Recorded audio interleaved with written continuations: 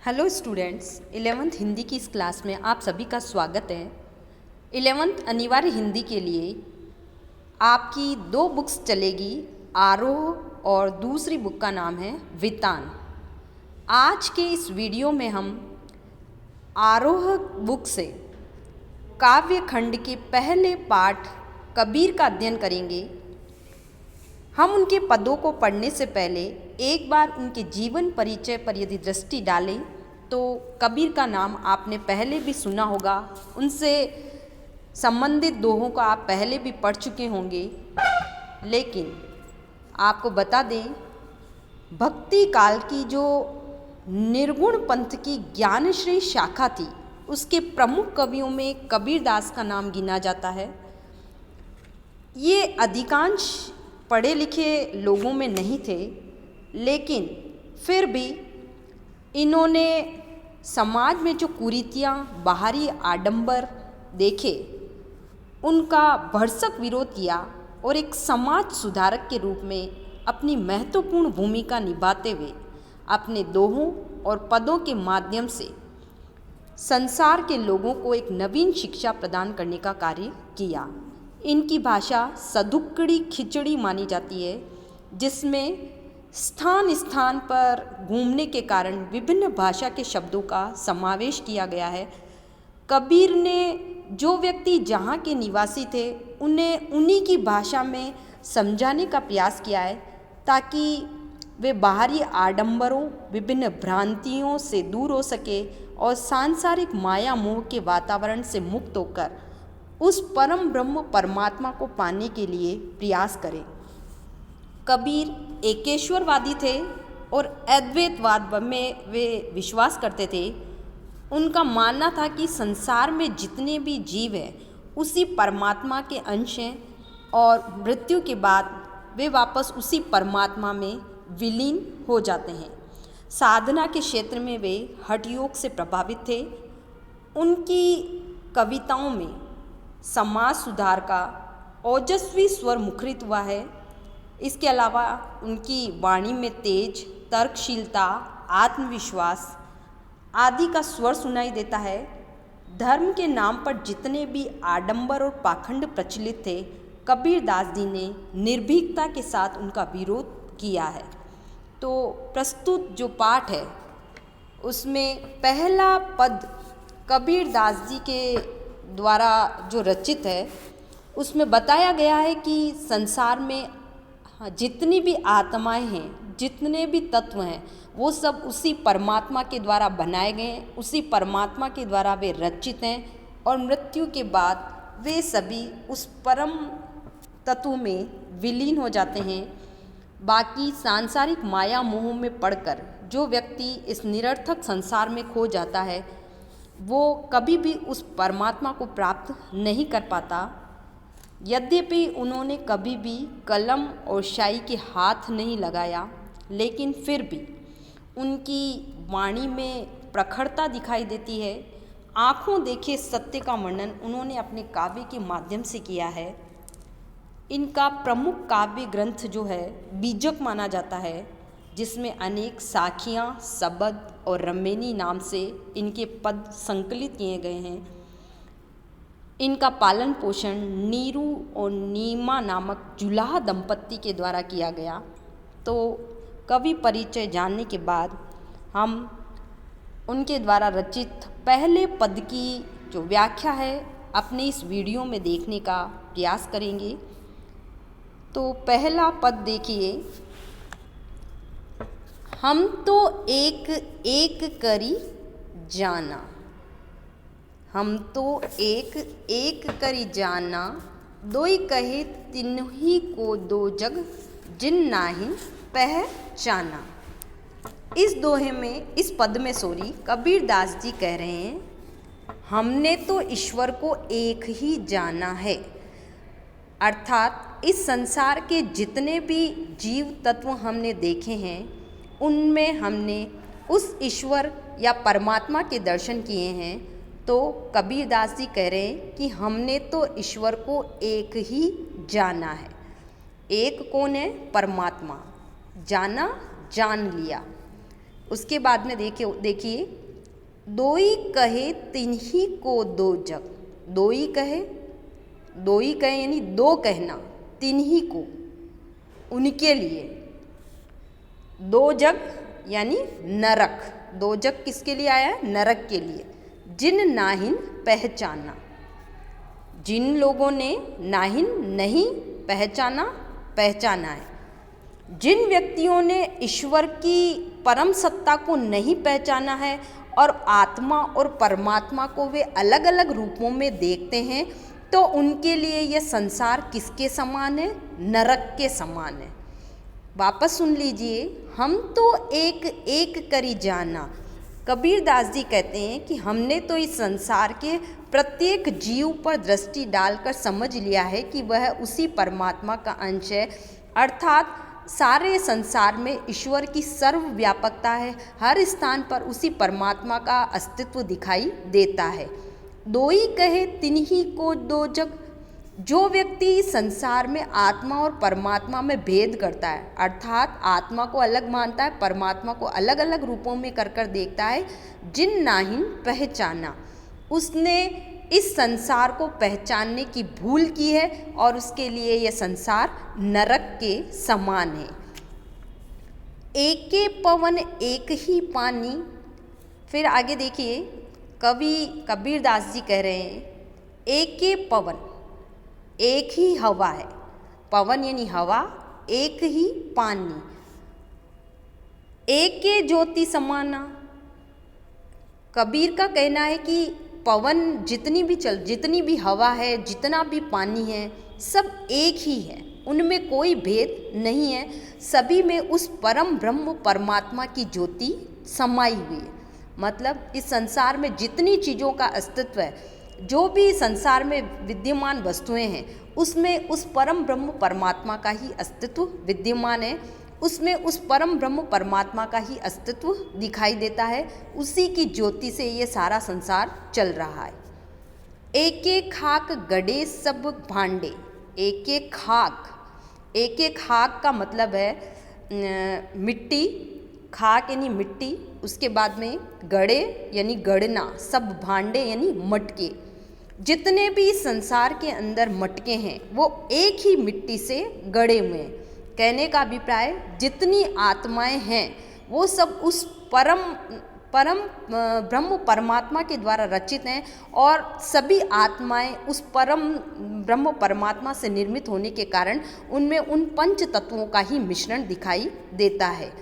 एक के कोहरा साना, सारे जीवों को एक ही परमात्मा ने बनाया है।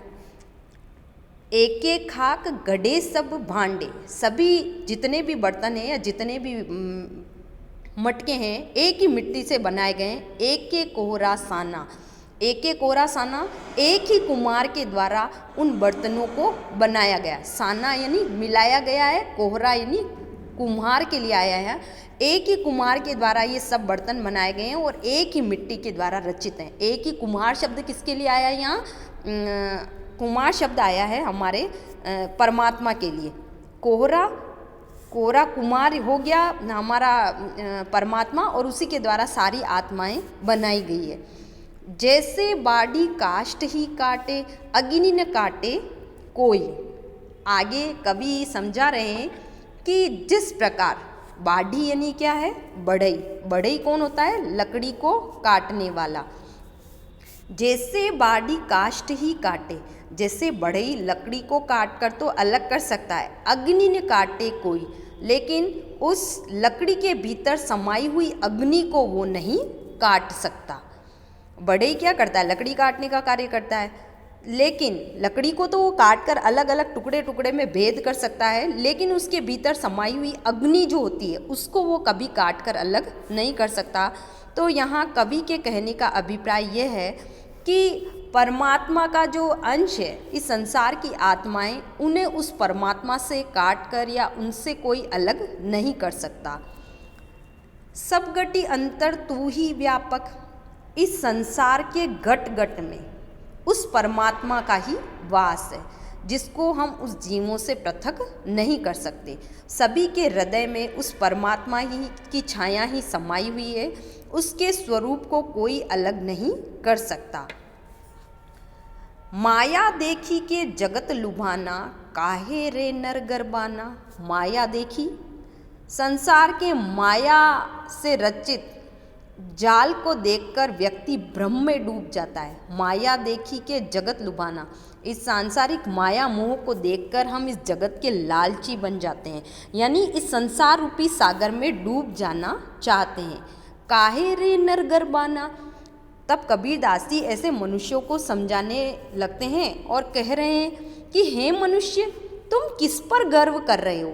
इस संसार की चीज़ें हैं वे सब नश्वर है, और इस नश्वर संसार पर तुम्हारा ये गर्व और घमंड किस बात का।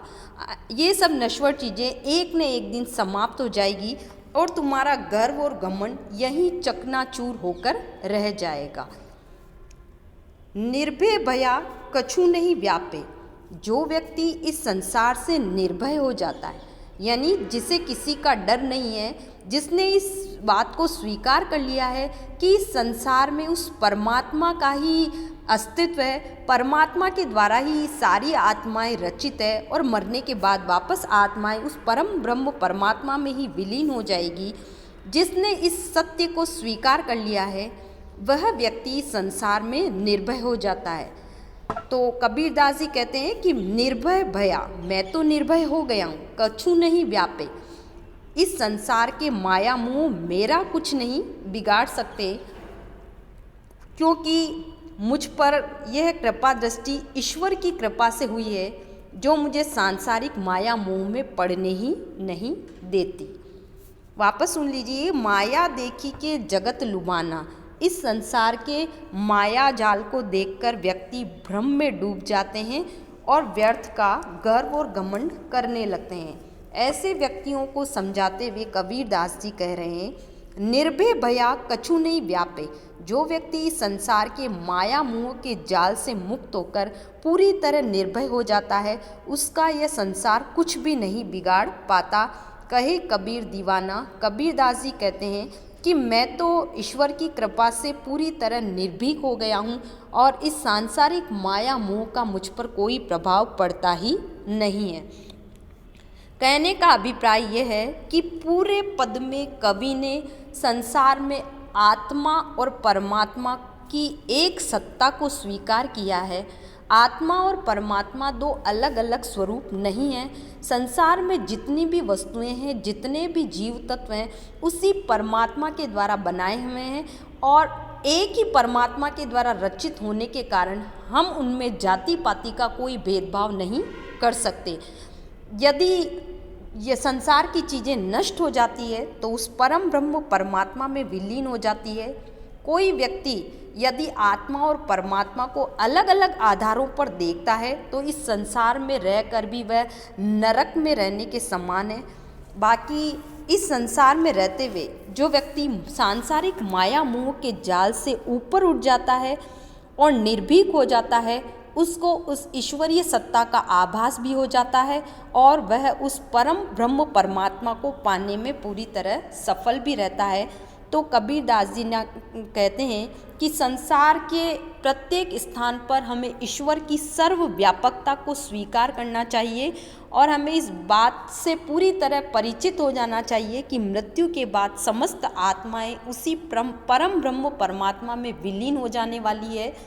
अन्यथा यदि हम उनमें कोई भेद करते हैं तो संसार में रहकर भी हम उस परमात्मा को नहीं पहचान पाते और नहीं पहचान पाने पर हम नरक में रह रहे हैं, हमारे लिए ऐसा वातावरण उपस्थित हो जाता है। अन्यथा एक ही हवा है, एक ही पानी है और सभी में उसी परम ब्रह्म परमात्मा की ज्योति समाई हुई है। एक ही कुम्हार के द्वारा बनाए हुए सब मिट्टी के बर्तन हैं जो अंततः मिट्टी में ही मिल जाएंगे।